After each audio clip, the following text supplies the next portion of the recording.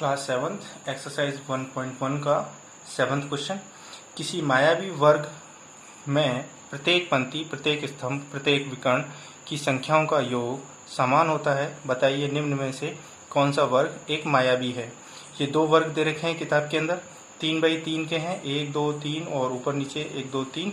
तो इस टाइप से ये वर्ग दे रखे हैं। हमें 4x4 का बनाना है। ये खाली साइड में रखना है और एक खाली जो है नीचे रखना है। दोनों में भी इसी तरह के करना है। अब ये हो गया बाएं से दाएं और ये ऊपर से नीचे, और विकर्ण जो है मैंने रेड पेन से इस टाइप से दिखा रखा है। तो एक ये विकर्ण हो गया और एक ये विकर्ण हो गया। इसी प्रकार इसमें भी एक विकर्ण ये हो गया, एक विकर्ण ये हो गया, और दाएं से बाएं, बाएं से दाएं और ऊपर से नीचे। अब इनको हल करके देख लेते हैं। जैसे इस वाले के अंदर देखते हैं तो बाएं से दाएं क्या है, पहला 5, फिर -1, फिर -4। तो यहाँ पर ये दो संख्या माइनस की हैं, -1 और -4। तो ये दोनों मिलके माइनस के 5 हो जाएंगे, और 5 पहले से दे रखा है, तो -5 - 5 बराबर 0। इसी प्रकार हम देखें दूसरा, बाएं से दाएं में -5, -2 और +7। तो ये कितना हो जाएगा, -2, -5 - 2, ये हो जाएगा -7 और +7। तो ये भी क्या हो जाएगा, 0 हो जाएगा। इसी प्रकार नीचे देखें, 0 + 3 - 3 बराबर, ये भी क्या हो जाएगा, 0। तो यानी ये वाले जो आपके पंक्तियां हैं यूं, ये क्या हो रही है, 0 हो रही है। इसी प्रकार से ऊपर से नीचे की तरफ देखें। अब ऊपर से नीचे देखें तो क्या हो रहा है, 5 - 5, तो ये भी क्या हो गया, 0 हो गया। तो यहाँ पे 0, माइनस का 1, -2 और +3, तो ये भी क्या हो गया, 0 हो गया। और फिर नीचे देखें अपन, 4, -4, +7 और -3। तो 4 और 3 7 होते हैं माइनस का, तो -7 और +7, तो ये भी क्या हो गया, 0 हो गया। तो ये भी 0 हो गए आपके। अब विकर्णों में देखें हम, विकर्ण 2 हैं अपने पास, 5 -2 -3, तो ये भी क्या हो गया, 0 हो गया। लेकिन इधर ये वाला विकर्ण देखें हम तो -4, -2 और +0, तो ये -6 हो गया। तो ये -6 और ये 0। तो इस वाले मायावी जो वर्ग है, इसमें आपके इस साइड 0 आ रहा है, ये 0 नहीं आ रहा है, ये -6 आ रहा है। तो ये पहला वाला जो मायावी वर्ग है, ये क्या है, मायावी वर्ग नहीं है। तो पहला वाला क्या है, ये वाला नहीं है। इसी प्रकार हम दूसरे को चेक करें। दूसरे में भी बाएं से दाएं की तरफ, तो 1 - 10 बराबर -9, तो -9 लिख दिया यहाँ पर। इसी प्रकार के -4 -3 -2, तो ये भी क्या हो गया, -9 हो गया, -9। अब यहाँ पर देखें, -6 +4 -7, तो माइनस के दो नंबर है, -6 और -7, तो ये दोनों मिलके हो गए -13 हो जाएंगे, और +4 हो जाएगा। तो ये क्या हो जाएगा, -9 हो जाएगा। इसी प्रकार ऊपर से नीचे देखें हम, 6 और 4 10, -10 और +1, तो -9। इधर देखें अपन, तो ये कितना हो गया, 10 3 13, -13 और +4, तो ये भी -9, और ये 7 और 2 9, -9। और विकर्ण की बात करें तो विकर्ण के अंदर भी यही हाल हो जाएगा अपने पास। देखो 7 और 3 10, तो -10 और +1, तो -9। और इधर देखें अपन, 6 और 3 9, तो -9। तो यानी ये वाला जो दूसरा विकर्ण है, जो दूसरा मायावी वर्ग है, ये मायावी वर्ग है। ठीक है, इस तरह से हम इसको हल करते हैं। प्रश्न नंबर 8, ए और बी के निम्नलिखित मानों के लिए a - b = a + b। तो यहाँ पर a का मान 21 दे रखा है, b का मान 18 दे रखा है। तो ऐसा कैसा लिख देते हैं, तो 21 - -18 बराबर 21 + 18।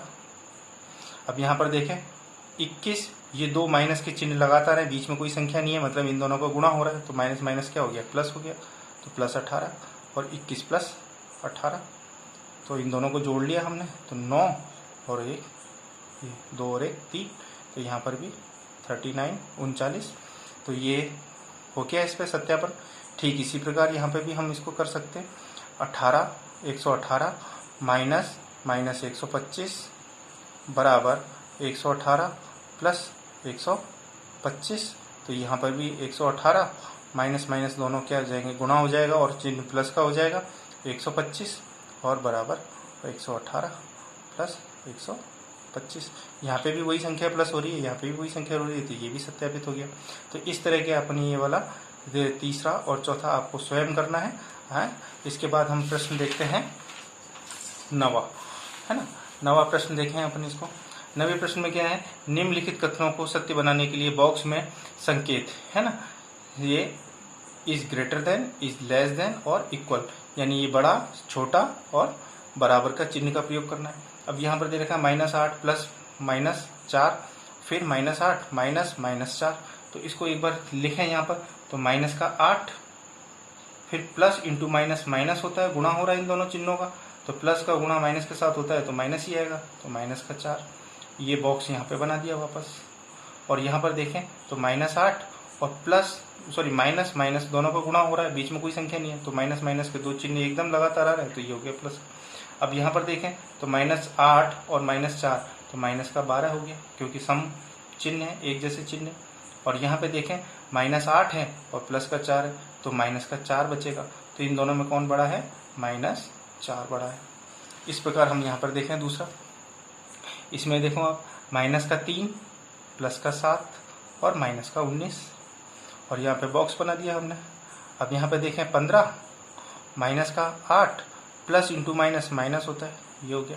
अब इसको हल कर लें तो यहाँ -19 है और -3 है, तो ये दोनों मिलके क्या हो जाएंगे, -19, 20, 21 और 22, तो -22 और प्लस का 7।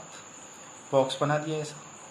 बॉक्स बनाने के बाद ये हो गया 15 और ये 8 और 9 -17।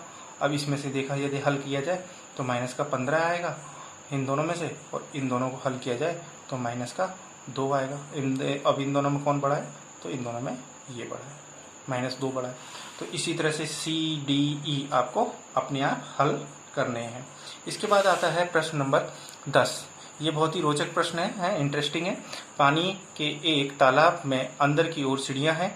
एक बंदर ऊपर, सबसे ऊपर वाली सीढ़ी पर, यानी पहली सीढ़ी पर बैठा है, और नवी सीढ़ी पर क्या है, पानी है, पानी नवी सीढ़ी के ऊपर है।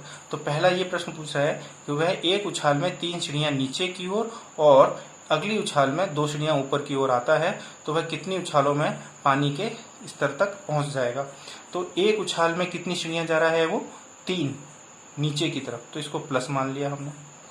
और फिर वो ऊपर आ रहा है, तो इसको कितनी आ रहा है, -2, तो ये मान लिया हमने -2। तो पहली सीढ़ी के ऊपर है वो, ठीक है, पहली सीढ़ी के ऊपर है। अब उसने छलांग लगाई पहली सीढ़ी से पहली बार में, तो +3 पहुंच गया। तो कौन सी सीढ़ी के ऊपर पहुंचेगा, 4 के ऊपर पहुंचेगा। अब 4 पे पहुंचने के बाद 2 सीढ़ी ऊपर छलांग लगा देगा वो, तो कितने पे पहुंचेगा, 4 - 2 2।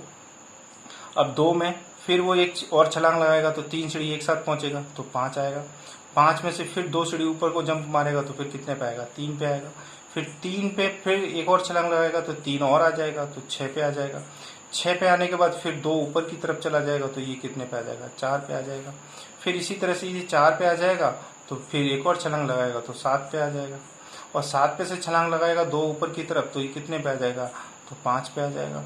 और 5 पे फिर छलांग लगाएगा 3 एक साथ, तो 8 पे आ जाएगा। 8 पे आने के बाद फिर -2 हो जाएगा ये, तो कितने पे आ जाएगा, ये 6 पे आ जाएगा। और 6 पे आने के बाद 6 पे आने के बाद फिर एक और जंप लगाएगा, तो 6 और 3 9 होते, तो 9 पे तो क्या है, पानी है, तो पानी तक पहुंच गया। यानी हमें 12वीं जंप नहीं चाहिए। तो कितनी कूद में आ जाएगा, कितनी छलांगों में आ जाएगा, 11 छलांगों में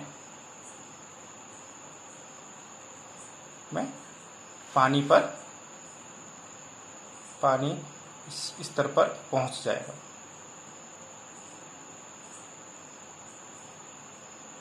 अब इसी प्रकार इसका दूसरा पार्ट है। पानी पीने के पश्चात वह वापस जाना चाहता है। इसी कार्य के लिए वह एक छलांग लगाता है, जिसमें 4 सीढ़ियां वो ऊपर की तरफ जाता है और अगली छलांग में 2 सीढ़ियां नीचे की ओर आता है। तो कितनी छलांगों में वो वापस पहली सीढ़ी पर पहुंच जाएगा। अब वो नीचे की ओर जा रहा है तो प्लस आ रहा है इसमें, और ऊपर की ओर जा रहा है तो माइनस आ रहा है। तो यहाँ पे वो ऊपर जाएगा, तो यानी कि -4 हो जाएगा, है। तो पहली छलांग जब वो लगाएगा, एक छलांग लगाएगा, तो 4 सीढ़ियां नीचे की ऊपर की तरफ जा रहा है, तो इसको हम क्या करेंगे, माइनस करेंगे। और अगली छलांग में क्या है, 2 सीढ़ियां वो नीचे की ओर जा रहा है, तो इसको हम प्लस कर देंगे 2। तो अभी वो कौन सी सीढ़ी पर बैठा हुआ है, 9वीं सीढ़ी पर बैठा हुआ है। तो अब उसने छलांग लगाई, 4 सीढ़ियां ऊपर चला गया, तो कितना हो गया, 5वीं सीढ़ी पर पहुंच गया। 5वीं सीढ़ी पर पहुंचने के बाद वो 2 सीढ़ियां फिर वापस नीचे चला जाएगा, तो कितना हो जाएगा, 5 और 2 7 हो जाएगा। 7 पे आने के बाद फिर वापस 4 पे चला जाएगा ऊपर, तो अब कितना हो जाएगा अपने पास, है ना। तो यहाँ पे 7 में से 4 गया तो कितना बचा, 3। 3 पे पहुंचने के बाद फिर 2 पे आ जाएगा, मतलब 2 सीढ़ियां नीचे की तरफ आ जाएगा, तो 5 पे आ जाएगा। 5 पे आने के बाद फिर वापस 4 सीढ़ियां ऊपर चढ़ जाएगा, तो कितने पे आ जाएगा, 1 पे आ जाएगा। और हमें पहली सीढ़ी पर ही पहुंचना है, तो बंदर कहाँ पहुंच गया, प्रथम सीढ़ी पर पहुंच गया, सीढ़ी पर। तो छठे जंप की हमें जरूरत नहीं होगी। इसी प्रकार हमें इसका तीसरा पार्ट दे रखा है, नीचे दिए यदि नीचे की ओर पार की गई सीढ़ियों की संख्या को ऋणात्मक पूर्णांक से निरूपित किया जाता है और ऊपर की ओर पार की गई सीढ़ियों की संख्या को धनात्मक पूर्णांकों से निरूपित किया जाता है, तो निम्नलिखित को पूरा कीजिए। निम्नलिखित को इसको पूरा करना है, तो -3 + 2, फिर वापस क्या आएगा, -3 आएगा, फिर +2 आएगा, फिर -3 आएगा, फिर +2 आएगा, फिर -3 आएगा, फिर +2 आएगा। तो अब यहाँ पे देखो 3 कितने हो गए, 1 2 3 4, तो ये -3 + 2, फिर -3, तो अब 3 की संख्या कितनी हो गई, 1 2 3 4 5 6, तो 6 हो गई -3 की संख्या, तो 6 होगी। और प्लस कितने हो गए, 2 × 1 2 3 4 और 5, तो ये हो गए 5। तो अब इनको हल करें, तो -18 और +10, तो बराबर -8, तो एक ये हो गया। अब इसी प्रकार यहाँ पे +4 दे रखा है, -2 दे रखा है, तो +4 -2 और +4, तो 4 × 4 4 दूनी 8 4 तारी 12, 12 तो प्लस का हो गया, और माइनस का कितना हो गया, आपका 2 2 दूनी 4, तो 12 में से 4 गया तो कितना बचा, 8, तो ये भी हो गया अपने पास। अब वो ये कह रहा है कि A में योग -8 सीढ़ियां नीचे जाने को निरूपित करता है। ये -8 क्या कर रहा है, नीचे जाने को निरूपित करता है। तो B में +8 किसको निरूपित करेगा, किसको निरूपित करेगा, ऊपर को निरूपित करेगा, ऊपर जाने को निरूपित करेगा। तो इस प्रकार हमने ये वाली प्रश्नावली 1.1 कंप्लीट कर लिया। तो इसको आपको अपनी कॉपी में इसी टाइप से उतारना है, जैसे मैंने यहाँ उतार रखा है, साफ सुथरी राइटिंग में उतारना है, एक एक चीज को एक्सप्लेन करके उतारना है। ये आपको अपने आप प्रैक्टिस से करने हैं, है ना। ये प्रैक्टिस से करोगे तो हो जाएगा। जैसे अब यहाँ पर ये दे रखा है, तो ये भी आपको अपने आप करना है, ये इस टाइप से करना है। तो आपको इसमें साफ सुथरा काम करना है, ठीक है।